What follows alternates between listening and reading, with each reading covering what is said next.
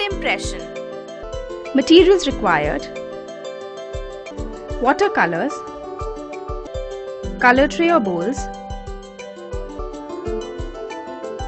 thread strings, 2 sheets of paper. First, mix some water in different colors in different compartments of the tray.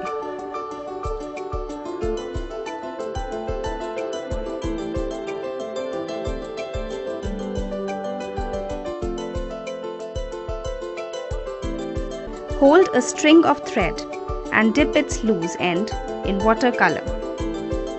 Place the paint-covered string on one end of a sheet, looping and curling it around.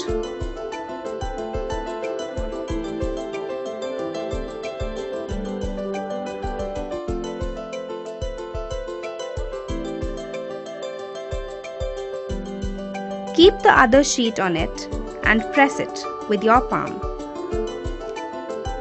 Pull the string out carefully. Remove the top sheet to see the design. Let one color dry. Then repeat the same with the other colors. For final effects, draw and paint leaves. Your thread painting is ready.